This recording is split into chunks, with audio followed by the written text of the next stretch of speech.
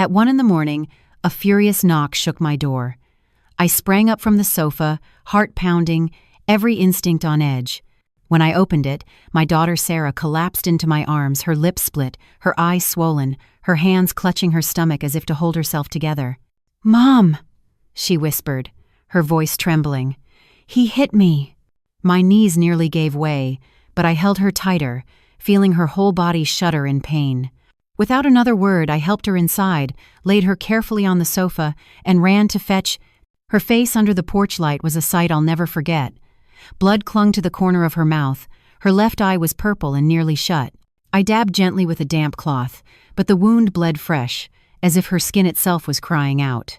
When I lifted her blouse, my breath caught her stomach was covered in deep bruises, black and blue, the mark of repeated, merciless blows. "Sarah," I whispered, my voice breaking. "It was Robert, wasn't it?" She didn't answer, only sobbed harder, clutching my hand like she was drowning. I wanted to scream.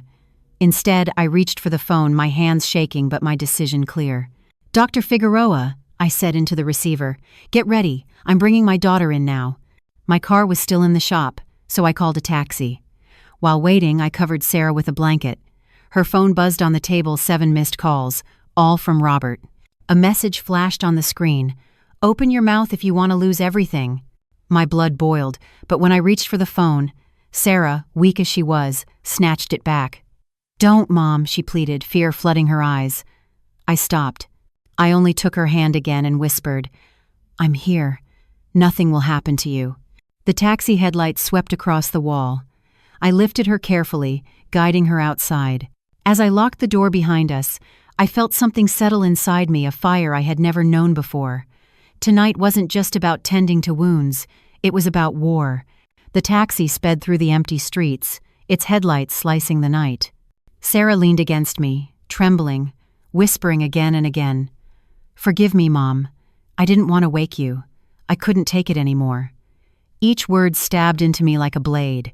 My daughter thought she was a burden when all she had done was survive. When we reached the hospital, the cold neon light over the emergency room sign glared down at us. Dr. Leticia Figueroa was already waiting at the door. One look at Sarah's face and she didn't need to ask questions. She motioned a nurse over, and together they helped her inside. I followed, my chest heavy as stone. When the nurse lifted Sarah's jacket, I nearly gasped, her shoulders, her wrists covered in bruises. Some red, some purple, each one a cruel fingerprint of violence. I gripped the edge of the examination table to keep from collapsing. "We'll need x-rays," Dr. Figueroa said, her voice steady but grave. "Possible fractured ribs. Internal bleeding must be ruled out." I nodded, unable to speak. Sarah lay there with her eyes shut, trying to escape into sleep, but her thin hands still shook. While the doctors worked, I went to reception to sign the admission forms. My phone buzzed in my pocket. An unknown number. I didn't need to guess who it was. "Robert?" Rage surged through me, and I hung up without answering. He would not have the satisfaction of hearing my voice. When I returned, Sarah was on an IV drip. Her breathing had steadied, her face pale against the pillow. I sat beside her, pulled the blanket higher, and watched her chest rise and fall. For a moment, I saw her as a child again, the little girl who once ran barefoot through the yard shouting, "Mom, look at me!" The same little girl who used to bring me flowers clutched in her tiny fists. Now that light was gone, replaced by bruises and fear. I stayed until she finally drifted into deep sleep. Then I pulled out my phone, my fingers trembling but firm. This wasn't just a mother's heartbreak anymore. This was evidence, proof. I photographed every injury, her swollen eye, her torn lip, the bruises on her wrists and stomach. Each click of the camera was like a bullet loading into the chamber of justice. Then I carefully stored the photos in a secure folder. My jaw tightened. Robert thought his threats and fists could silence her, but he had no idea who he was up against. Morning crept in with a pale light through the hospital blinds. Sarah was stable, but the bruises told a story her lips still struggled to voice. I stood there, watching her sleep, and in my chest the anger hardened into resolve. When the nurse returned with a tray, I excused myself. I needed air. Out on the porch, I spotted our neighbor, Miss Camilla, sweeping her yard. She hurried over, concern etched on her face. "Elizabeth, I heard the knocking last night. I heard crying. What happened?" I sighed. It was Sarah. He hit her. He threw her out. Camilla's lips pressed tight, fury flashing in her eyes. That man has no shame, none at all. I glanced at her front door and remembered something. "Your camera, does it record the street at night?" She nodded quickly and pulled out her phone. Within seconds, the footage was on the screen. Sarah, desperate, knocking at my door, her sobs carried faintly through the microphone. My chest tightened, but I held my phone steady and recorded the clip. Proof, evidence. I clasped Camilla's hand. "Thank you. This means more than you know." She squeezed back firmly. "Get justice for her, Elizabeth. Don't let him walk free." Back inside my home, I stood before my closet. Hanging there, neat and pressed, was my police uniform. The navy shirt, the khaki pants, the belt, the holster. Each piece waiting like an oath I had once sworn and was now ready to keep. I dressed in silence, each button fastened with steady hands. When the belt settled into place, I felt my pulse slow, not out of calm but clarity. I was not only a mother, I was an officer. I picked up the phone and dialed the lawyer. "James, it's time. Start the plan." There was a pause. Then his voice, cautious but firm. "Elizabeth, are you certain?" "Completely," I replied, and hung up. Then I pulled out the digital camera again. One by one, I lifted the blanket covering Sarah, careful not to wake her, and captured every injury in detail, the lip, the eye, the bruise spreading like ink across her stomach. Each flash felt like both a betrayal and a promise. I was documenting her pain, but I was also building the arsenal to fight for her. When I was done, I backed up the files, saved them twice, and locked them away.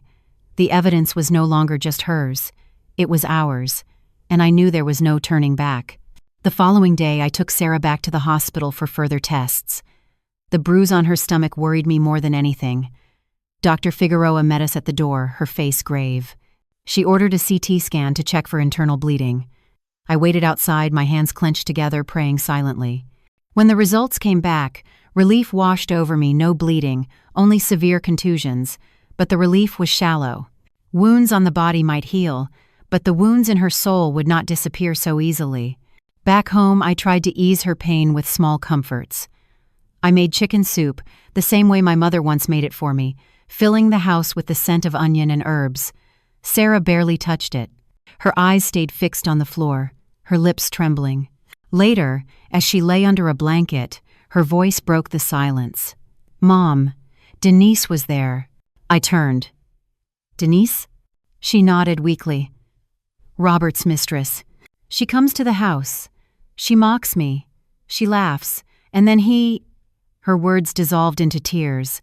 I gripped the edge of the sofa, my knuckles white. Denise.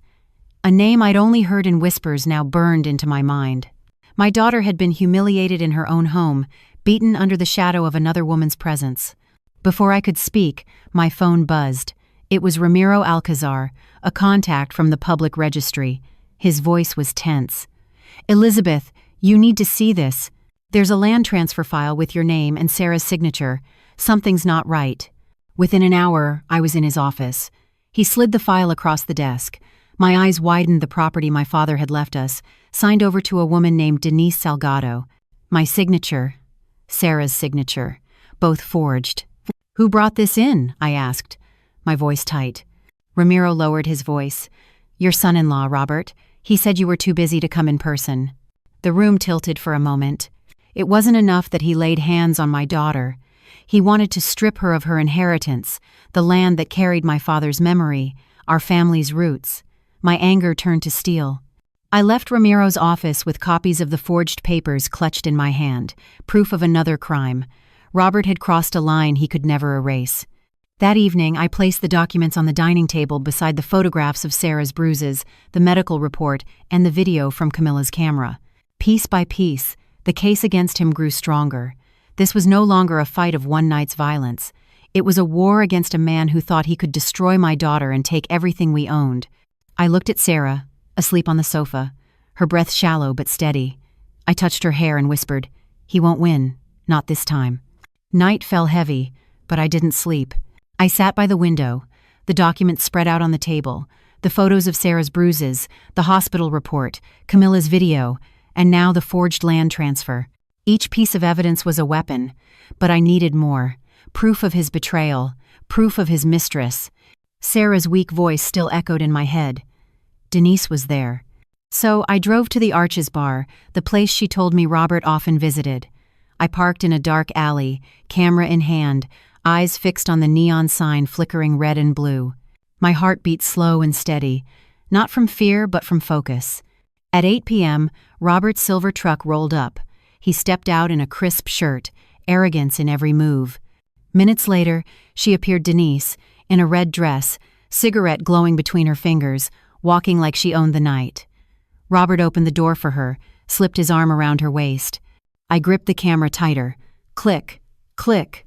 The lens froze them in time, his hand on her back, her smile, their faces illuminated clearly under the neon light. I followed at a distance as they entered a cheap hotel around the corner, the red sign flashing above its door. I didn't need to go inside. From across the street, I took the photo that mattered. Robert and Denise, hand in hand, walking into the lobby. Then another of his truck parked outside, the license plate visible under the street lamp, a digital clock glowing in the frame to mark the hour. Each photo felt like a bullet. He thought he was untouchable, but the walls were closing in. Back home, I transferred the images to my laptop, locked them in a secure folder, and backed them up to a drive. Then I called James, the lawyer. I have it, I said. Photos of him with Denise. Clear. Faces, license plate, time. James's voice sharpened. Excellent. Keep them safe. This is the piece we needed. I exhaled slowly, but the relief was brief. My phone buzzed again, Sarah, calling from Camilla's number. Her voice shook. Mom, he's asking my friends where I am. He threatened one of them. I'm scared. I swallowed the fury burning in my throat. Stay with Camilla. Don't move. I'll handle him. But in my chest, I knew. I had to move faster. The net was tightening, on both sides. The next morning, I made my decision. I couldn't just gather evidence in silence. I had to face him. I left Sarah in Camilla's care, under police watch, then drove straight to Robert's pawn shop. The air inside reeked of oil and cigarette smoke. His two men lounged by the shelves, smirking when they saw me. Look who's here, one muttered. The mother-in-law cop. I ignored them and walked to the back office. Robert sat at his desk, stacks of money in front of him, counting slow like he owned the town. He looked up, his lips curling into a fake smile. Well, well. Did you miss me, Elizabeth? I dropped a file onto his desk with a thud. The photos of Sarah's bruises, the hospital report, Camilla's video, the forged land papers. His smirk faltered for just a second. Then he leaned back in his chair, pretending to be amused. And what are these? Little papers? You think they scare me? I've got better lawyers than you. I held his stare. My voice was cold. This isn't about lawyers. This is about law. You will answer for what you did. He slammed his fist on the desk, standing so quickly the chair scraped loud against the floor. His face twisted with anger. Who's going to touch me? You? Your weak daughter? She deserved to be disciplined. My blood boiled. I wanted to leap across the desk, to silence him with my hands, but I didn't. Instead, I opened my jacket just enough to flash the police badge on my belt. His men froze in the doorway, their smirks gone. I gathered the file back into my bag and turned for the door. From now on, Robert, the rules have changed. You won't discipline anyone. The law will discipline you. His voice followed me out, full of venom. If you walk away now, you stop being my mother-in-law. Don't complain when I get nasty. I paused at the door, looked back once. Consider this the day you stopped being my daughter's husband. I walked out into the daylight, breathing hard, but steady. My phone buzzed in my pocket. An unknown envelope had been slipped under my door while I was gone. Inside was a note, scrawled in jagged handwriting, "Shut up or you lose your daughter." My hands trembled as I read it, not with fear, but with fury. Robert had declared war. By the end of that week, Robert's poison had already spread. At the market, women at the vegetable stall whispered that Sarah must have exaggerated, that maybe she provoked him. At the cafe, an old man shook his head and muttered that I was abusing my badge to destroy my son-in-law. Every word hit like a stone. People I'd greeted for years, people who once smiled at Sarah as a child, now turned their eyes away or filled the air with doubt. Then came the blow from the courthouse. James called me into his office. On the desk lay a thick stack of papers. "Robert just hired Valdivia," he said grimly, "a top defense lawyer from the Capitol. He had filed a countersuit accusing Sarah of inventing the abuse and accusing me of abusing my authority as an officer." I picked up the papers. The ink was still fresh, but the lies already stank. Across the desk, Sarah's face went pale. "Mom," she whispered, "he wants to make me a liar." I reached for her hand, squeezing it tight. "No, honey. He wants to scare you. But the truth will bury him." That night, I found two of Robert's men leaning against a wall as Sarah and I passed through the alley. One of them smirked, cigarette dangling from his lips. "Careful," he muttered. "People around here believe Robert more than you." Their eyes followed us until we stepped safely inside Camilla's gate. Back home, an envelope waited under my door. Inside, another note. "Shut your mouth or you'll lose her." I slipped it into the evidence file without hesitation. Every threat, every lie, every bruise, they were building his own prison brick by brick. But James was right. To break Robert's hold on the town, we needed something stronger than bruises and papers. We needed someone from his own circle to betray him. And only one person fit that role, Denise. I learned she often drank at a small bar on Hidalgo Street, so one night I put on an old jacket, a cap pulled low, and slipped inside. The place smelled of smoke and tequila. Music thumped against the walls. I chose a dark corner and waited. Around 10, she walked in tight dress, heavy makeup, a forced confidence in her stride. She ordered a cocktail, lit a cigarette, and sat alone. I stood, crossed the floor, and sat across from her. She eyed me sharply. "Who are you?" I slid an envelope across the table. Inside were copies of the forged land papers and her debt statements I had quietly obtained. Her hand trembled as she opened it. The color drained from her face. "I'm Robert's mother-in-law," I said firmly. "If you stay with him, you'll go down with him. But if you tell the truth, you'll save yourself." She let out a brittle laugh, but it cracked quickly. "He promised me part of the land. He said everything would be mine. But now, I see he used me." Before I could answer, the bar door swung open. Robert's two henchmen stepped inside, eyes locking on me. They started forward. Without hesitation, I pulled my badge from my jacket and set it on the table. The dim light caught the shine. "Go ahead," I said coldly. "Try me." The men stopped, glared, then slowly backed out the way they'd come. Denise stared at the badge, then at me. Her lip trembled. Finally she whispered, "Okay, I'll testify. But you have to promise me I'll be safe." I nodded once. "Do the right thing, and I'll protect you." That night, I called Commander Rosales and arranged for Denise to be hidden in a secure apartment outside town. Walking back to my car, the wind was cold on my face, but inside I felt something shift. The balance had turned. Robert had just lost his strongest shield. The morning of the trial, I woke before dawn. The sky outside was still dark, the air heavy with silence. I brewed a pot of coffee, then gently woke Sarah. Her face was pale, her eyes swollen from sleepless nights, but she nodded when I told her, "It's time." I helped her into a light blue dress, draped a scarf over her neck to cover the fading bruise. She looked at herself in the mirror, hesitated, then whispered, "Mom, what if no one believes me?" I placed my hands on her shoulders. "They will. Today, the truth will be louder than his lies." Outside, Commander Rosales waited with a patrol car. His nod was firm, reassuring. "We'll escort you. Nothing will happen on the way." At the courthouse, the crowd was already thick. Some faces looked at us with sympathy, others with suspicion. Rumors still clung to the air like smoke. And there, standing in his polished suit, was Robert. He smirked when our eyes met. Beside him, Lawyer Valdivia adjusted his tie, calm and confident. Inside, the courtroom was packed. Wooden benches groaned under the weight of neighbors and curious onlookers. I spotted Camilla in the back row. She caught my gaze, gave me a small nod. I drew strength from it. Judge Arturo Cervantes entered, and silence fell. James, our lawyer, rose first. He laid everything before the court, the photos of Sarah's injuries, doctor. Figueroa's medical report, Camilla's video showing Sarah at my door, and the forged land papers from the registry. Each piece was projected on the screen. Each piece stirred murmurs through the room. Then came the messages from Robert's phone, his threats, sharp and undeniable. "Shut up if you don't want to be replaced." The room went quiet, the words hanging heavy in the air. Valdivia stood, his voice sharp, accusing Sarah of fabricating everything for money, accusing me of abusing my badge to frame my own son-in-law. Some in the crowd shifted uncomfortably. Lies are easier to swallow when they protect the powerful. And then Denise was called to the stand. She walked slowly, her hands shaking, but her voice carried. "Robert promised me a share of the land. He told me everything would be mine, but he forged his wife's signature. He lied to me, just as he lied to her." Robert shot up from his seat, shouting, "You betrayed me!"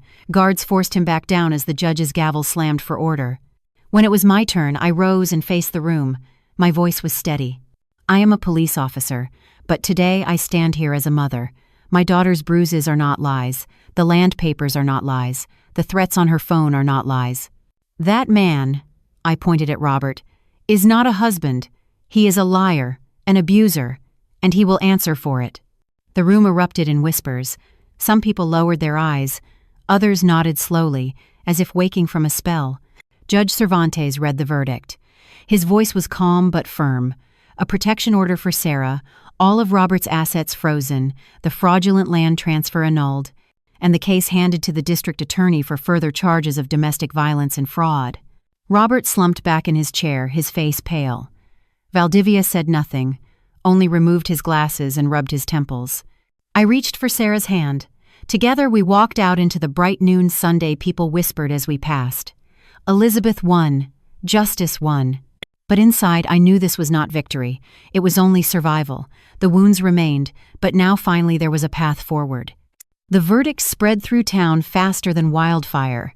That same afternoon, police raided Robert's pawn shop. Neighbors crowded the street, some cheering, others whispering as they watched him dragged out in handcuffs. The next morning, the newspaper carried his photo-orange prison uniform, wrists bound, headline bold, "Pawn shop owner arrested for domestic violence and fraud." I stared at the page for a long time. I didn't feel triumph. I felt something colder, heavier, like chains finally breaking, but leaving bruises behind. Denise disappeared from town within days. Rumor said she moved north to start over. I didn't blame her. She had been part of Sarah's suffering, but in the end, she chose the truth. Robert's two henchmen weren't as lucky. They were arrested for intimidation and witness tampering. For the first time in months, the neighborhood felt quieter. At home, Sarah stayed with me. The nights were the hardest. She woke screaming, drenched in sweat, crying, "Mom, he's here." I sat by her bed, holding her hand until she calmed, whispering, "You're safe now. He can't reach you anymore." But I could see in her eyes that safety was still only a word. I took her to therapy with Dr. Anais Quiroga, a psychologist James had recommended. Week after week, Sarah sat in that quiet office, her voice halting at first, then steadier, as she poured out months of humiliation, violence, and fear. Slowly, her shoulders straightened. Slowly, her eyes began to lift. One afternoon I came home to find her in the kitchen, making enchiladas. She hummed softly to herself, an old tune she used to sing as a child. I leaned against the doorframe and listened, tears filling my eyes. That small melody was proof Sarah's spirit was returning. The town, too, began to change. Neighbors who once whispered behind my back now approached me with apologies. "We didn't know," they said. "We believed the wrong person." I nodded, accepting, but inside I knew the truth. People often believe what is easiest, not what is right. Camilla remained our rock. She visited often, bringing sweet bread and warm words. She hugged Sarah tightly one morning and said, "You turned out stronger than even your mother." I smiled faintly, though my heart still carried scars. At the station, I returned to duty, but every domestic call, every bruised woman I met, struck deeper than before. I no longer saw strangers. I saw Sarah. I saw myself. One evening, a young woman sat outside the station, eyes red, clutching her purse. I sat beside her and said gently, "You're not alone. Silence only feeds the monster. Speak, and we can fight." She looked up at me, tears spilling, and I knew she had heard me. Months passed, and Sarah decided it was time. She applied for a job at an accounting office in town. When she returned home with the news, her face glowing, her smile wide, she threw her arms around me. "Mom, I got the job." We both cried, but this time the tears were not of pain, but of hope. That night I sat on the porch, the cool wind brushing my face. I remembered the night Sarah collapsed at my door, broken and bleeding. I remembered the sleepless nights, the threats, the trial. And I looked at her smile now, radiant, alive. Justice had not erased the past, but it had given us a future. That evening, as the sun sank and shadows stretched across the porch, I sat with a cup of coffee gone cold in my hands. Sarah was inside, humming as she folded laundry, her voice soft but steady. I closed my eyes, and the memories pressed in the night she collapsed at my door, the bruises that told stories words couldn't, the threat slipped under my door, the trial, the whispers, the fear. Now the house was quiet again, not the silence of dread but of peace. Sarah had survived. I had survived. But the scars remained, carved deep into both of us. I thought of the land Robert tried to steal, the soil my father once tilled with his bare hands. It was more than property. It was memory, legacy, blood. He had tried to take it, just as he tried to take Sarah's dignity, but both remained standing, because we fought. In this town, people have short memories. Already, some nod at me on the street, pretending they never doubted. Others avoid my eyes, ashamed of the lies they once believed. But I don't need their apologies. I only need the truth. And the truth is this: violence doesn't live in the shadows. It lives in our homes, in our neighborhoods, in the silence of those who see but choose not to speak. My daughter was nearly destroyed because silence gave Robert power.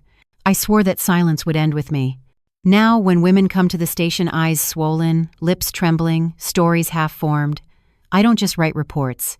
I tell them what I learned the hardest way. You're not alone. The bruises are not your fault. And the law can be your shield. Sarah is healing, day by day. She goes to work now, shoulders back, eyes no longer lowered. Sometimes she sings while cooking. Sometimes she laughs. And every time I hear that sound, it feels like the sun breaking through storm clouds. This story, our story, is not just ours. It belongs to every mother, every daughter, every woman who has ever stood trembling at a door, begging to be let in.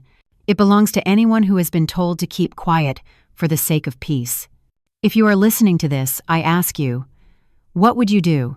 Stay silent or stand up and fight? Because silence protects the abuser, but truth sets the victim free. I share this story not to judge, but to light a candle in the dark. Maybe it will reach someone tonight, in some other town, at some other hour, when another knock echoes at another door. And maybe it will remind them they are not alone. God bless the brave, and may justice always find its way home. Thanks for listening. Be sure to subscribe so you don't miss the next videos.